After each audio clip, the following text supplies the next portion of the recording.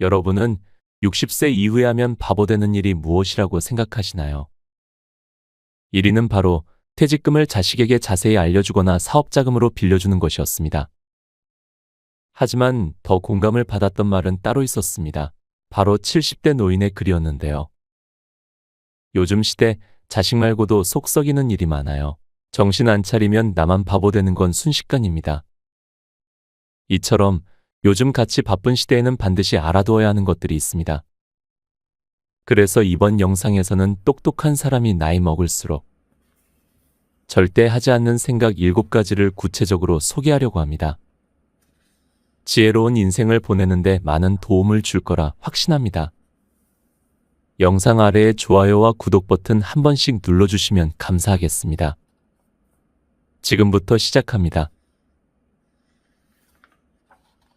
첫 번째, 가족은 영원할 거라는 생각. 나는 10년 전 아내를 저 세상으로 먼저 떠나보냈고, 형님, 큰누님, 부모님도 모두 저 세상에 가 계신다. 먼저 가본 저 세상이라는 나훈아 가사가 꼭 나에게도 던지는 질문 같았다. 가족 구성원 중 5명이 저 세상으로 다 떠나버렸다. 남은 형제자매는 누님과 나 단둘밖에 없다. 가족을 저 세상으로 떠나보낼 때 한없는 슬픔이 가슴속을 저며들면서 슬픔은 바다를 이뤘다.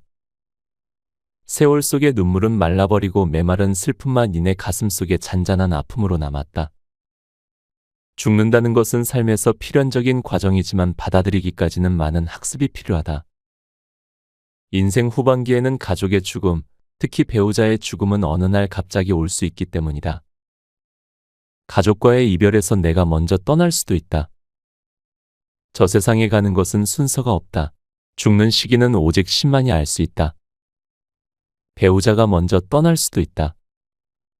상상할 수 없는 일이지만 이제 그런 상상을 현실 세계로 받아들여 삶을 내실이 있게 설계할 필요가 있다. 부부 사이가 아주 좋은 일명 인꼬 부부는 배우자가 먼저 사별할 경우 그 충격이 엄청나다. 한 사람이 먼저 떠난 후 그 슬픔에서 헤어나오지 못하는 경우가 있다. 배우자가 먼저 죽으면 남은 사람이 안정을 취하지 못하고 몇 년 내 돌아가시는 모습을 많이 봤다. 인꼬 부부든 아니든 배우자가 죽는다는 사실은 인생에서 가장 큰 충격이요 슬픔이다. 이것도 잘 견뎌낼 수 있는 선행 학습이 필요하다. 나이 50세가 지나면서부터 지인들의 배우자가 사별하거나 본인이 상을 당했다는 통보를 많이 받는다. 나이가 지날수록 조사는 증가한다. 사유야 어떻든 가까운 친구나 지인의 죽음을 통해 우리도 죽음을 간접 체험할 수 있다. 40대 중반에 접어들 무렵 아내를 저 세상으로 먼저 떠나보냈을 때를 생각해봤다. 세월이 지나 이제는 당당히 말하고 있지만 그때의 충격은 가히 메가톤급이었다. 나이가 든다고 해서 그 충격이 줄어들지 않는다. 그래서 배우자의 죽음에 대해 대비하는 자세가 필요하다. 먼저 떠나보내는 이별 준비는 늘 마음속에 가지고 살아야 한다. 모든 것은 한때다. 우리는 언젠가는 떠난다. 이렇게 평범한 말도 늘 내 가족에게 나 자신에게 당장 올 수 있다는 것을 직시해야 한다. 받아들일 수 있는 마음의 자세를 미리 가져야 한다. 냉정하게 말하면 가족이 사별하더라도 마음의 준비를 단단히 하라는 것이다. 인생 2막을 살다 보면 죽음을 받아들일 수밖에 없다. 타인의 죽음, 가족의 죽음을 통해 인생을 더 깊이 있게 성찰하고 내실 있게 사는 계기가 될 수 있다. 50대부터는 죽음에 대해 진지하게 고민해야 하는 시기다. 두 번째, 불편한 모임도 참석해야 한다는 생각. 우리가 먹는 음식이 내 몸이 되며 내가 만나는 사람이 나를 만든다. 음식도 선택해서 잘 먹어야 하듯 사람도 잘 만나야만 한다. 내가 만나는 사람 5명이 나의 미래라고 얘기한다. 내가 누구를 만나느냐 하는 기준은 스스로 정해야 한다. 알면서도 알지 못하는 것들 저자인 김승호 회장은 인생에서 사람을 만나는 것을 나무에 비교한다. 고목나무에는 열매가 잘 맺지 않지만 최근 2에서 3년 안에 도단한 가지에는 열매가 맺는다고 얘기하며 사람도 이와 똑같다고 했다. 50대가 되면 오랫동안 유지해온 인맥보다는 최근에 2에서 3년 만나는 사람을 통해 열매를 맺는 확률이 높다. 거꾸로 얘기하면 늘 만나는 사람을 통해 성장하는 것보다 새로운 만남이 있어야만 성장도 되고 뇌도 활성화된다. 단순한 예를 하나 들어본다. 요즘은 카카오톡에 생일 알림이 표시된다. 그래서 손쉽게 생일 선물을 SNS를 통해 주고받을 수 있다. 나는 혈연, 학연, 지연으로 인연을 맺은 분들에게 선물을 준 적도 없고 받은 적도 없다. 하지만 최근 인연이 돼 만났거나 SNS를 통해 소통했던 분들로부터 기대도 하지 않았던 선물을 주고받는다. 최근 인연이 되어 알게 된 분들은 작은 나눔으로 생활에 활력도 주지만 성장의 디딤돌로 작용하기도 한다. 동창회 등 혈연, 학연, 지연과의 만남은 신선함이 적다. 그저 편안하고 안락하다. 뇌가 활성화되지 않는다. 50대가 되면 사고도 축소되기 쉽고 사람을 만나는 범위도 줄어들 수 있다. 의식적으로 새로운 만남을 통해 정신적인 긴장을 만드는 것이 필요하다. 옷깃만 스쳐도 인연이다라는 말이 있다. 우리나라는 유교, 불교 문화에 뿌리를 두고 있어 만남의 의미를 아주 소중하게 생각한다. 하지만 사회생활을 통해 만난 인연은 그 인연에도 유효기간이 있다고 생각한다. 같은 목표와 방향이 지속되지 않는 한 그러한 만남은 세월 따라 퇴색되기 때문이다. 나는 한때 스키를 많이 타러 다녔다. 스킨스쿠버도 오랫동안 다녔다. 스킨스쿠버를 할 때는 같은 취미를 가진 사람들을 자주 만났다. 스킨스쿠버를 중단한 이후 그들과 만나는 것이 자연스럽게 정리됐다. 내가 만나는 사람들이 맹목적으로 만나는 사람이 있는지 생각해 볼 일이다. 이 모임이 단순한 친목 모임인지 아니면 어떤 의미를 두고 만나는 것인지. 친목 모임이 당장의 결과가 없더라도 스스로 생각해 볼 때 좋은 느낌이라면 중단할 필요는 없다. 하지만 본인이 하고 있는 모임 대부분이 이런 유형이라면 정리를 해야 한다. 법정 스님은 다음과 같이 말했다. 우리가 두려워할 것은 늙음, 죽음이 아니라 녹슨 삶을 두려워해야 한다. 진정한 만남은 상호간의 눈뜸이다. 영혼의 진동이 없는 만남은 만남이 아니라 한때의 마주침이다. 만남은 즐거움과 울림이 있어야 한다. 즐거움은 있으나 울림이 없다면 공허하다. 지속되는 만남에서 뭔가를 느껴야 하고 의미가 있어야 한다. 그냥 부어라 마셔라 하며 친목 도모 형태로 지속되는 만남은 그저 공허할 수밖에 없다. 나무가 성장을 멈춘다면 고목나무가 되어 죽어가는 나무가 된다. 이와 마찬가지로 나이가 들수록 의식적으로 다양한 사람을 만나야 한다. 늘 만나는 사람에게는 긴장과 새로움이 적다. 그저 편안하다. 새로운 만남이 줄어들면 녹슨 삶이 되기 쉽다. 성장도 거의 없어지고 정신적 노화로 연결되기 때문이다. 한 가지 반찬을 오랫동안 먹으면 식상한 것처럼 나이가 들수록 만나는 사람도 다양해야 한다. 내가 관심이 있는 분야, 내가 성장하는 재료는 사람이다. 단순한 친목 도모 인연은 서서히 줄여나가고 배우고 관심이 있는 분야는 인연을 넓혀나가자. 공허함을 주는 만남은 줄이고 의미 있는 만남을 통해 삶의 가치를 높이는 것이 중요하다. 인간은 사람들 사이에 있다고 해서 인간이다. 우리 주변의 사람들을 좋은 사람으로 채워보자. 세 번째, 외모는 중요하지 않다는 생각. 외모의 변화는 삶의 여유와 직접적인 관계는 없다. 내 몸에 관한 관심과 사랑만 있으면 충분하다. 아무리 돈이 있고 여유가 있어도 외모에 관심이 없는 사람이 있지만 삶의 여유가 없어도 세련되고 깔끔하게 보이는 사람이 있다. 세련된 외모를 꾸미기 위해 비싼 옷이 절대 좋은 것도 아니다. 비싼 옷이 아니라 내 몸에 맞고 어울리는 옷을 찾는 것이다. 옷도 공급 과잉의 시대다. 관심만 있으면 싸고 편안하고 몸에 어울리는 옷을 얼마든지 구입할 수 있다. 그동안 외모와 이미지 관리에 무지하고 무심결에 배워왔던 습관이 있다면 바꿔야 한다. 50대 이후 삶에서 건강과 더불어 깔끔한 외모 관리가 중요하다. 나이가 들수록 추해지지 않으려면 외모 관리를 해야 한다. 건강한 육체는 외모 관리의 시작점이다. 육체적 건강 없이는 외모 관리도 무의미하다. 다시 강조한다. 인생 후반기의 건강과 더불어 반드시 가꿔야 할 것이 외모다. 외모는 세련된 옷차림과 표정 속에 있다. 세련된 옷차림과 좋은 표정은 그 사람을 알리는 신호다. 외모는 자존감이다. 저자 김주미 대표는 외모의 변화는 나를 깨닫는 순간부터 시작된다라고 얘기했다. 옷을 세련되게 입는다는 것은 몸에 관한 관심과 사랑이다. 내 몸에 관한 관심이 없는 사람은 기본적으로 옷을 세련되게 입을 수 없다. 사람의 인상과 표정은 상대방을 알 수 있는 신호다. 아무리 고급 지식이 있고 내면에 깊은 사람이라도 외형적으로 비치는 이미지는 입는 옷과 표정에 따라 이미지가 바뀔 수 있다. 외모는 나를 알리는 첫 신호다. 비싼 옷보다는 내게 자신감을 주는 옷을 고르는 연습을 해보자. 네 번째, 자식을 품 안에 두려는 생각. 품 안에 자식이라는 말이 있다.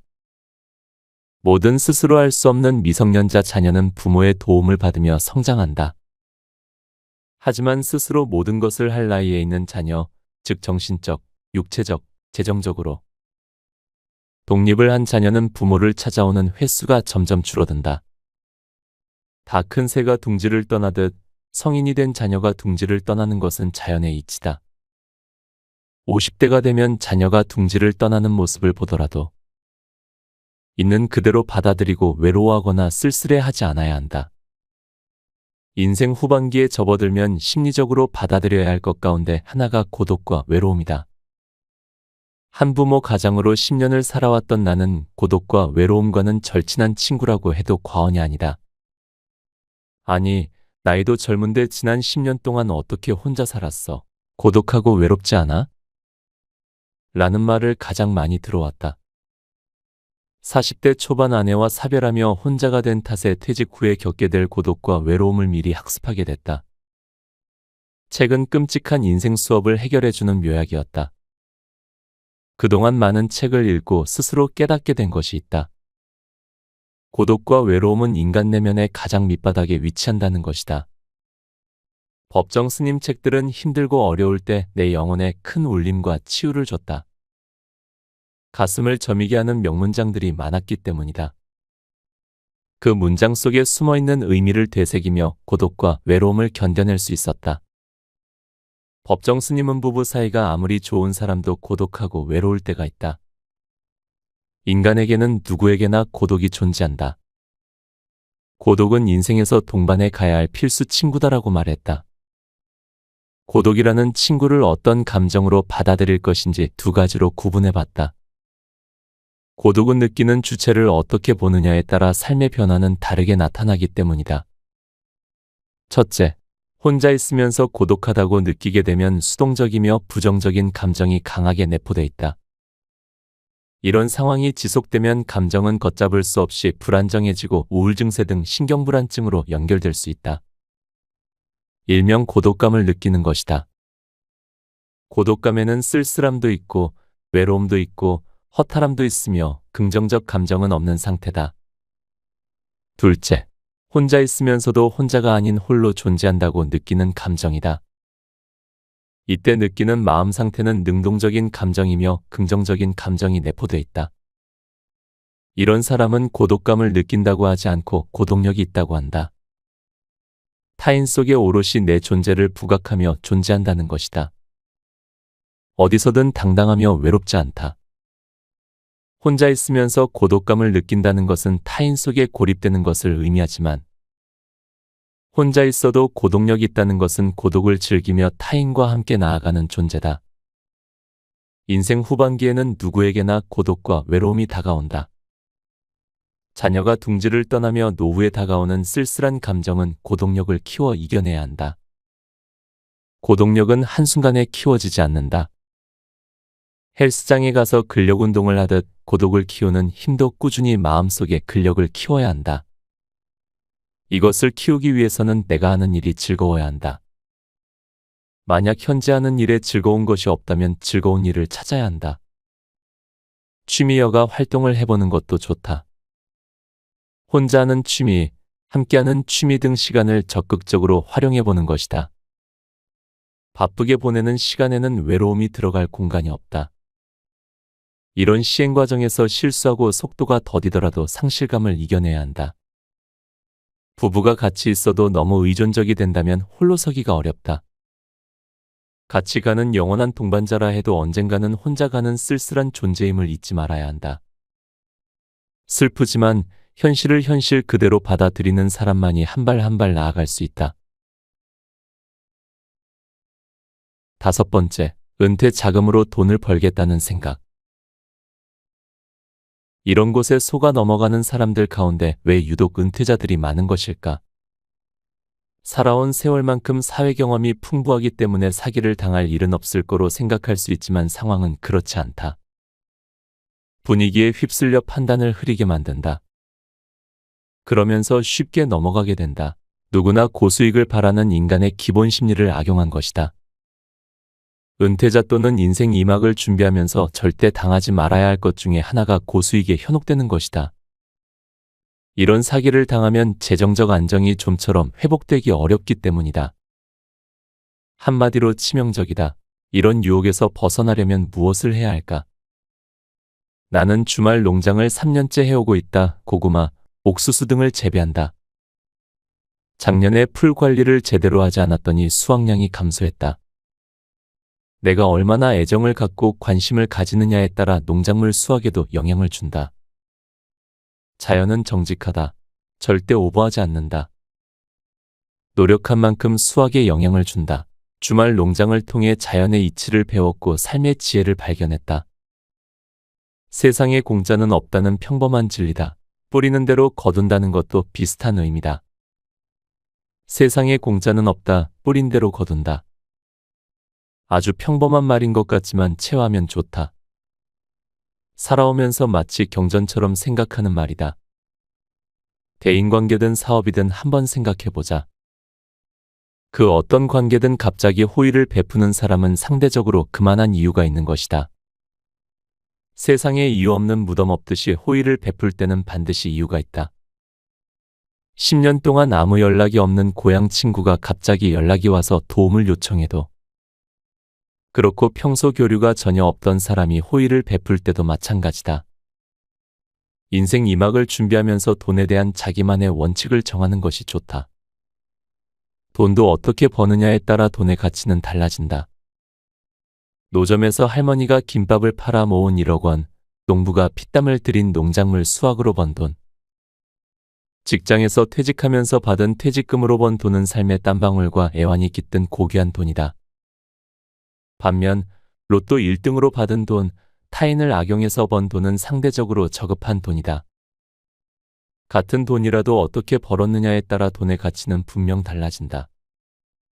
로또 당첨된 돈과 노력으로 번 돈은 분명 차이가 있다. 그래서 쉽게 번 돈은 쉽게 나간다. 돈에 대한 사고를 잘 정립하는 것이 특히 중요하다. 노력과 대가 없이 돈을 쉽게 벌 수 있다는 생각의 싹을 없애야 한다. 설령 고수익을 얻었다 하더라도 이 돈은 상대적으로 쉽게 빠져나갈 수 있음을 알아야 한다. 옛말에 성을 공격하는 공성보다 성을 지키는 수성이 더 어렵다고 했다. 돈도 마찬가지다. 돈을 버는 것도 중요하지만 있는 돈을 어떻게 잘 관리하느냐가 중요하다. 수천억 원의 자산가이자 세계적인 도시락 업체 스노우폭스의 김승호 회장은 돈을 모으는 기술이 4가지가 있다고 했다. 돈을 모으는 기술, 버는 기술, 굴리는 기술, 다루는 기술이 그것이다.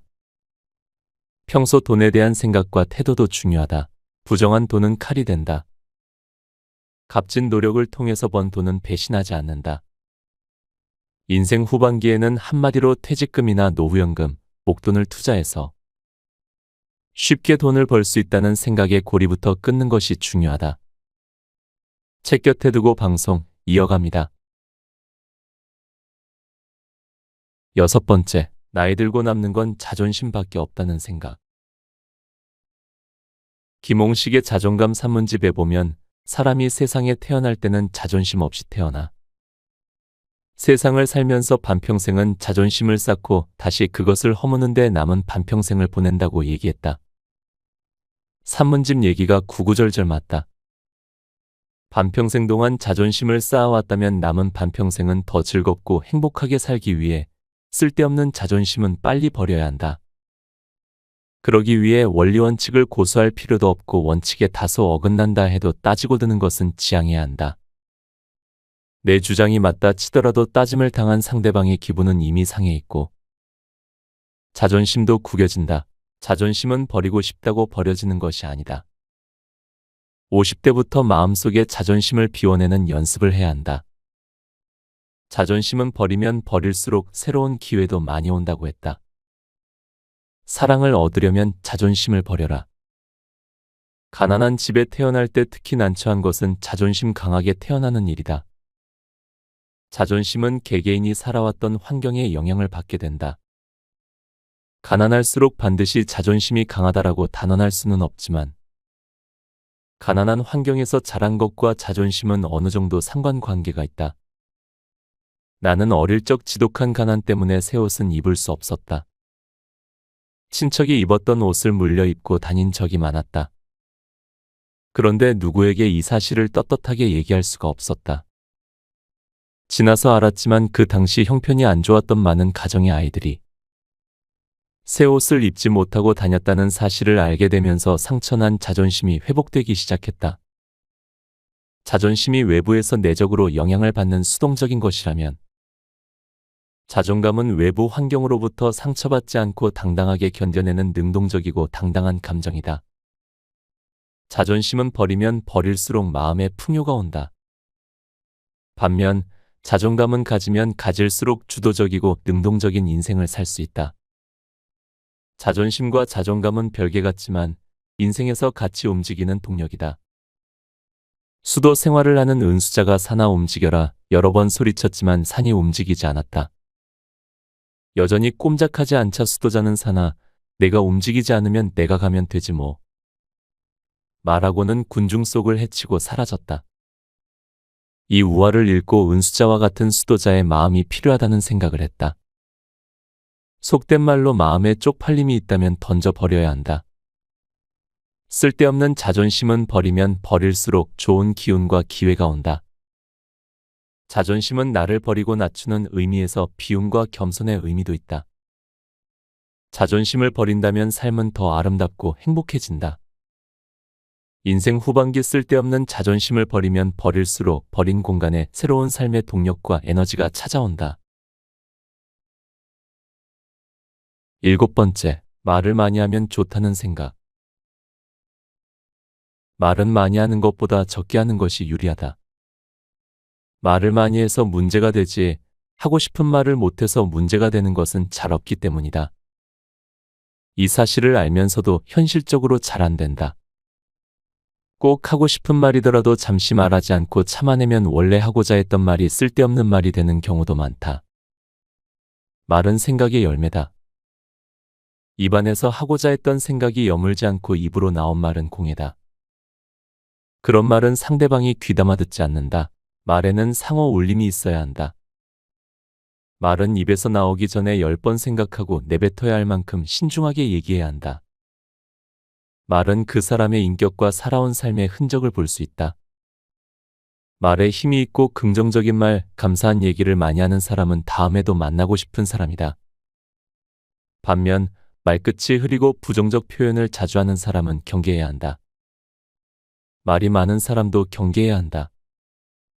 말이 많으면 그 말 속에는 반드시 거품이 있기 때문이다. 말은 의사교환 수단 중 하나이지 말로써 상대방 전부를 알 수는 없다. 오랫동안 같이 지낸 부부조차도 상대방 본심을 모르고 생활하는 경우가 많다. 말을 많이 하는 사람과 같이 근무한 적이 몇 번 있었다. 그 사람과 얘기를 하면 거의 듣는 모드로 바뀐다. 왕년에 내가 이런 사람이었다부터 시작해서 대부분 하는 얘기가 자기 자랑이다. 그 사람과 같이 근무한 적이 없는 직원이 한 번은 그 사람의 능력이 대단하다라고 말했다. 당직을 같이 했는데 굳은 일, 힘든 일은 모두 그 말 많은 사람이 했다고 했다. 나는 즉답을 피했다. 하지만 그는 승진도 동기보다 더 늦었고 다면 평가에서도 하위 점수를 받았다. 박경철의 자기혁명에 보면 침묵은 가장 능동적 대화다라고 말한다. 책 내용을 조금 언급하자면 침묵은 생각을 낳고 생각은 얼마든지 시간을 거꾸로 되돌릴 수 있다. 인간은 자신이 나온 침묵의 세계와 자신이 들어갈 또 하나의 침묵의 세계 사이에 살고 있다. 나이가 들수록 말수를 줄이고 침묵해야 하는 이유다. 태초에 침묵이 있었다는 말이 있다. 침묵의 힘은 위대함을 보여준다. 침묵에서 생각이 싹 튼다. 말이 많으면 생각의 틀 안에 갇히기 쉽다. 내가 알고 있는 정보, 지식이 세상 전부가 아니다. 말이 많으면 그 속에 반드시 거품이 있음을 알아야 한다. 어머니는 살아 계셨을 때 의료기기 행사장에 자주 가셨다. 그곳에서는 의료기 무료 체험 등 다양한 레크레이션을 한다. 일정한 요건만 충족되면 휴지, 소금 등 생필품을 무료로 준다. 한 번은 어머니께서 200만 원이 넘는 의료기기를 꼭 사야겠다고 하면서 카탈로그를 내게 보여줬다. 물건에는 광고하는 것과 다르게 거품이 있었다. 나는 불만이 있었지만 어쩔 수 없이 사들일 수밖에 없었다. 노인을 상대로 물건을 파는 행사장은 전국적으로 수도 없이 많이 있다. 좋은 사례보다 피해 사례가 더 많이 있다. 노인을 상대로 보이스피싱 사기 사례도 마찬가지다.